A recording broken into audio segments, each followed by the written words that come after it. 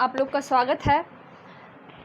हम लोग धरा क्लासेस के माध्यम से बायोलॉजी की स्टडी कर रहे हैं, जिसमें हम लोग क्लास 12 की बायोलॉजी जो कि आपका 6th चैप्टर था, वंशागति का आणविक आधार, तो मॉलिक्यूलर बेसिस, तो इसकी हम लोग स्टडी कर रहे थे। तो जिसमें कि हम लोगों ने कल देखा था डीएनए के बारे में, डीएनए के स्ट्रक्चर के बारे में देखा था हम लोगों ने कि जो आपका डीएनए होता है वो लाइक एज जेनेटिक मटेरियल यानी जेनेटिक मटेरियल की तरह वर्क करता है। तो वो कैसे वर्क करता है इसके बारे में हम लोगों ने देखा था। तो आज हम लोग देखेंगे कि कैसे पता चला कि डीएनए ही आपका जेनेटिक मटेरियल है। आपके डीएनए में तो बहुत सारी चीज़, जैसे आपका प्रोटीन भी होता है, आपकी सेल में आपका आरएनए भी होता है। तो कैसे ये पता चला कि जो आपका जेनेटिक मटेरियल है वो डीएनए है। तो हम लोग इसकी बात करेंगे कि डीएनए कैसे पता चला कि जेनेटिक मटेरियल आपका डीएनए है। तो हम लोग बात करेंगे डिस्कवरी ऑफ जेनेटिक मटेरियल ना। तो डिस्कवरी ऑफ जेनेटिक मटेरियल ये बहुत इंपॉर्टेंट टॉपिक हो जाता है, क्योंकि पहले पता नहीं था, क्योंकि न्यूक्लियस के अंदर जो आपका होता है आरएनए भी पाया जाता है, आपकी प्रोटीन्स भी पाई जाती हैं। तो कैसे आइडेंटिफाई हुआ कि जो जेनेटिक मटेरियल है वो आपका डीएनए ही है, आरएनए नहीं है या प्रोटीन नहीं है। तो ये बहुत बड़ा क्वेश्चन था उस ज़माने में। तो साइंटिस्टों की रिसर्च चल रही थी, तो आपके कुछ साइंटिस्टों ने पता लगाया कि जो आपका जेनेटिक मटेरियल है वो आरएनए या प्रोटीन ना होके क्या है, तो वो आपका है डीएनए। तो सबसे पहले किसने पता लगाया? तो फ्रेडरिक ग्रिफिथ नामक एक साइंटिस्ट थे, जिन्होंने पता लगाया, यानी उन्होंने सर्च किया कि आपका जो जेनेटिक मटेरियल है वो आरएनए और प्रोटीन ना होके क्या है, आपका डीएनए है। कुछ वायरसेस में ऐसा भी होता है, जैसे हम लोगों ने देखा था कि जो आपका टीएमबी है, एचआईवी है और इन्फ्लुएंजा का वायरस होता है, उसमें आपका जेनेटिक मटेरियल डीएनए ना होकर क्या होता है, आरएनए होता है। तो मैक्सिमम केसेस में आपका जेनेटिक मटेरियल होता है, डीएनए ही होता है, आपका आरएनए नहीं होता है। जो आरएनए होता है, आरएनए में रिप्लिकेशन पावर बहुत ज़्यादा होती है, इसीलिए काफ़ी ज़्यादा हार्मफुल था। जैसे आपका कोरोना वायरस यानी कोविड जो था, उसमें भी आपका क्या था, जेनेटिक मटेरियल आपका डीएनए नहीं था, आरएनए ही था उसमें जेनेटिक मटेरियल, इसीलिए उसकी रिप्लिकेशन पावर कितनी ज़्यादा थी, यानी जो रिप्लिकेट करता था उसकी पावर काफ़ी ज़्यादा थी। तो हम लोग देखेंगे कि आपका डिस्कवरी ऑफ जेनेटिक मटेरियल यानी how to discover genetic material DNA. तो हम लोग बात करेंगे फ्रेडरिक ग्रिफिथ। फ्रेडरिक ग्रिफिथ नामक एक साइंटिस्ट थे, जिन्होंने आपकी जेनेटिक मटेरियल डीएनए की डिस्कवरी तो हो ही गई थी, ये पता लगाया कि आपका जेनेटिक मटेरियल जो है वो डीएनए है, आपका आरएनए जो है या प्रोटीन वो जेनेटिक मटेरियल नहीं है। तो इन्होंने 1900 यानी 1928 में पता लगाया ग्रिफिथ ने। ये भी पूरा कंप्लीट नहीं है, इसके आगे और साइंटिस्ट आएंगे, पता लगाएंगे कि आपका जेनेटिक मटेरियल जो डीएनए ना होके आपका जेनेटिक मटेरियल क्या है, तो आपका जेनेटिक मटेरियल आरएनए और प्रोटीन ना होके क्या है, डीएनए है। तो इसका पता लगाएंगे। सबसे पहले देखेंगे कि जो ग्रिफिथ थे वो उन्होंने कैसे पता लगाया कि जो आपका जेनेटिक मटेरियल है, जैसे ओस्टवाल्ड थे, आपके कोलमस्टर थे, ये मैकेलिन थे। तो इन्होंने ये बताया कि जो आपका जेनेटिक मटेरियल है वो प्रोटीन है, ठीक है। उन्होंने ये बताया कि आपका जेनेटिक मटेरियल प्रोटीन है, इन्होंने ये नहीं बताया कि आपका जेनेटिक मटेरियल डीएनए है। तो इनकी इस स्टेटमेंट को किसने रॉन्ग किया? तो ग्रिफिथ ने इस स्टेटमेंट को रॉन्ग किया कि जो आपका प्रोटीन है वो जेनेटिक मटेरियल नहीं है, क्योंकि सेल में जो प्रोटीन डाइजेस्टेड एंजाइम थे, जैसे प्रोटियोज थे, जो आरएनए डाइजेस्टेड एंजाइम थे, आरएनएज ना, तो इसकी एंट्री उन्होंने सेल में करवाई। तो जिससे क्या हुआ, जो आपका प्रोटीन डाइजेस्ट हो गया, आपका आरएनए डाइजेस्ट हो गया, फिर भी जो जेनेटिक मटेरियल यानी जो जेनेटिक इन्फॉर्मेशन थी वो एक जनरेशन से दूसरी जनरेशन में पास हुई। तो कैसे पास हुई? तो जो आपका प्रोटीन डाइजेस्ट हो गया, यानी डाइजेस्ट मतलब जब प्रोटीन ब्रेक हो गया, तो उसमें ये कैपेसिटी नहीं बची कि वो अपने जेनेटिक को अपने यानी एक जनरेशन से दूसरी जनरेशन में ट्रांसफ़र कर सके। तो ये फिर स्टेटमेंट ये रॉन्ग हुआ। फिर उसके बाद में दूसरा स्टेटमेंट, जो आपका आरएनए था, तो उन्होंने आरएनएज एंजाइम जो कि आरएनए की डाइजेशन में हेल्प करता है, तो आरएनएज को उन्होंने सेल में एंटर करवाया यानी न्यूक्लियस में। तो इससे ये क्लेरिफाई हो गया कि आपका आरएनए भी जो आपका जेनेटिकली एक्टिव नहीं है, आरएनए यानी आरएनए और प्रोटीन आपका जेनेटिकली एक्टिव नहीं है, ये पता लग गया with the help of protease and RNase enzyme. क्योंकि जो आपका RNase और प्रोटीएज थे, जो RNA था वो आपके RNA को डाइजेस्ट कर दिया, और जो आपका प्रोटीएज था उसने आपकी प्रोटीन को डाइजेस्ट कर दिया। तो जो दोनों डाइजेस्ट हो गए तो बचा कौन? आपका DNA बचा, और फिर जो इन्फॉर्मेशन थी वो एक जनरेशन से दूसरे जनरेशन में जा रही थी। तो ये क्लियर हो गया कि जो आपका RNA है वो ही आपका वर्क करता है जेनेटिक मटेरियल के जैसे। तो ये आपके किसने प्रूव किया? तो आपके फ्रेडरिक ग्रिफिथ। लेकिन फिर भी ये प्रूव नहीं हो पाया कि प्रोटीन पूरी तरह से डिस्ट्रॉय नहीं होता है। मतलब ये भी अभी धारणाएं नहीं थी कि प्रोटीन डिस्ट्रॉय होगा। कुछ लोगों ने कहा कि प्रोटीन बचा होगा या कुछ भी।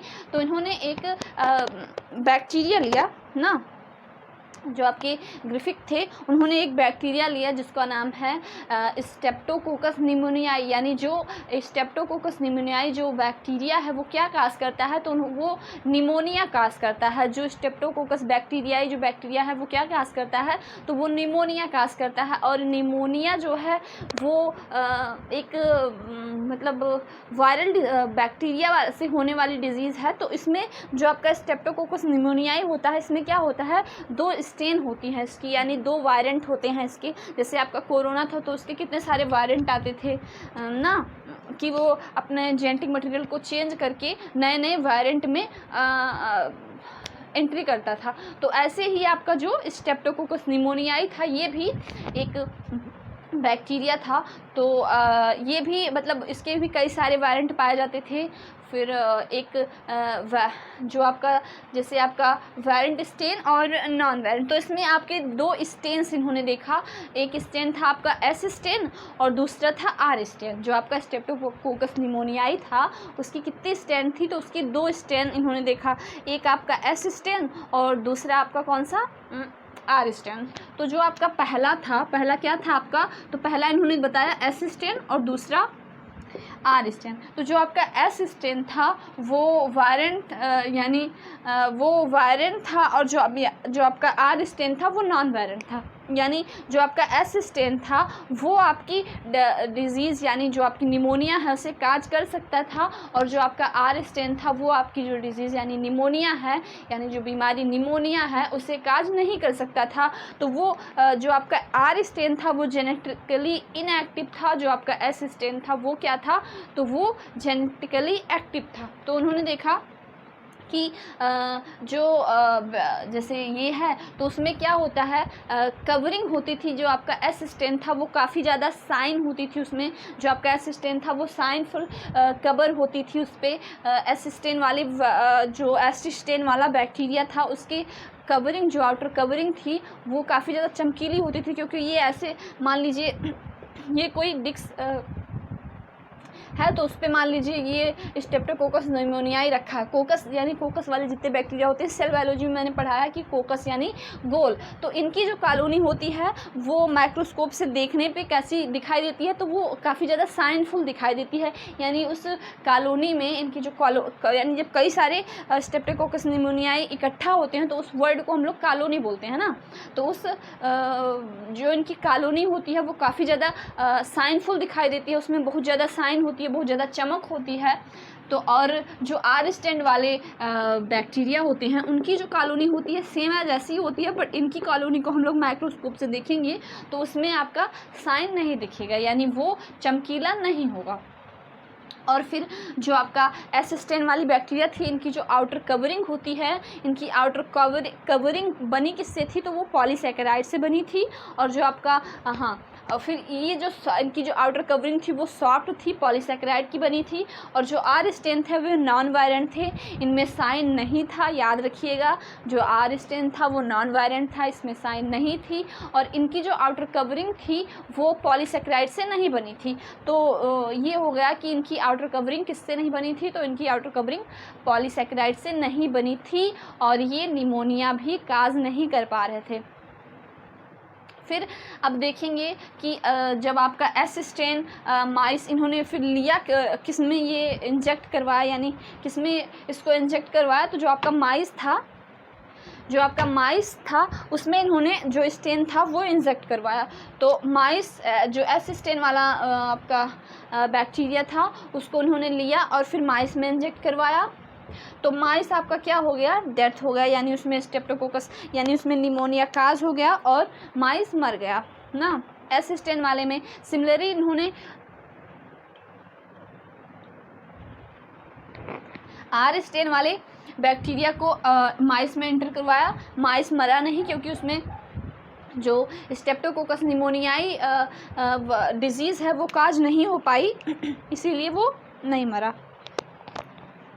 फिर इन्होंने जो आपका एस स्टेन था उसे हीट करके यानी उसे गर्म करके जो आपका निमोनिया था उसे काज करवाया। तो जब उसे हीट करके उन्होंने काज करवाया तो उसमें क्या हुआ, उसमें आपका माइस जो था, उसमें आपका जो माइस था वो क्या था, वो लिव था। यानी एस स्टेन आपका काज करता था। तो एस स्टेन में जब इन्होंने एस स्टेन को गर्म करके हीट करवाया तो भी आपका माइस लिव था, क्योंकि उसका जो जेनेटिक मटेरियल था वो क्या हो गया था, डिस्ट्रॉय हो गया था। फिर उन्होंने एस स्टेन को हीट किया, एस स्टेन को उन्होंने हीट किया, हीट किल्ड किया, यानी हीट करके उसे मार दिया। तो एस स्टेन को हीट किल्ड किया। फिर हीट किल्ड करने के बाद जो आर स्टेन था वो लाइव था, है ना। आर स्टेन लाइव था और ये तो जेनेटिक मटेरियल इसमें कुछ ना कुछ रहा होगा। जब ये दोनों आपके मिक्सअप हुए यानी मिले तो इसमें जो आपका जो माइस में इंजेक्ट करवाया तो भी आपका माइस लिव हुआ। तो इसलिए इन्होंने ये प्रूव करने की कोशिश की कि जो आपका जेनेटिक मटेरियल है, जो आपका जेनेटिक मटेरियल डीएनए है, वो आपका जो आपका जेनेटिक मटेरियल है वो आपका डीएनए है, ना कि प्रोटीन और आरएनए। फिर इन्होंने कम्प्लीटली ये प्रूव नहीं कर पाए कि जो आपका जेनेटिक मटेरियल है वो डीएनए ही है। फिर एक नए साइंटिस्ट आए जिन्होंने वायरस पे सर्च की, तो उस पर देखेंगे हम लोग कल यानी नेक्स्ट लेक्चर में। आज के लिए इतना ही हम लोग देखिए।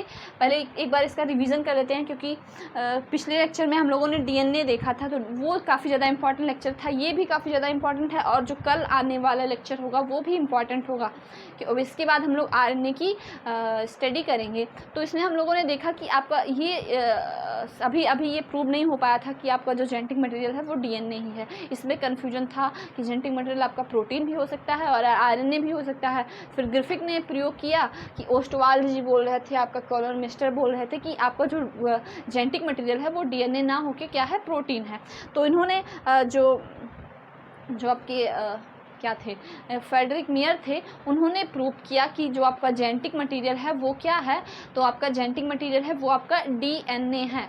तो कैसे प्रूव किया उन्होंने, जो आपकी प्रोटीन थी, प्रोटीन डाइजेस्ट होती है विद द हेल्प ऑफ किससे, प्रोटीन डाइजेस्टेड एंजाइम, यानी प्रोटीएज के हेल्प से आपकी प्रोटीन डाइजेस्ट होती है। फिर जो आरएनए है वो with the help of RNase enzyme, यानी आरएनएज एंजाइम की हेल्प से आपका क्या होता है, तो आरएनएज एंजाइम की हेल्प से आपका आरएनए जो होता है वो डाइजेस्ट होता है। तो आरएनए और प्रोटीन जब डाइजेस्ट हो गए तो सेल में बचा क्या, तो सेल में बचा आपका डीएनए। तो फिर भी स्ट्रेप्टोकोकस निमोनियाई काज हो रहा था। तो इससे ये प्रूव हो गया कि जो आपका जेनेटिक मटेरियल है वो डीएनए है, ना कि आपका आरएनए है। तो लेक्चर आज के लिए इतना ही। कल यानी नेक्स्ट लेक्चर में हम लोग देखेंगे कि आपका जो सेकंड एक्सपेरिमेंट था कि जो आपका जेनेटिक मटेरियल है वो डीएनए ही है, उसके बारे में हम लोग देखेंगे कि जो आपका सेकंड जेनेटिक थ्योरी है जो आपकी जेनेटिक मटेरियल की, उसके बारे में। तो आज के लिए इतना ही, धन्यवाद।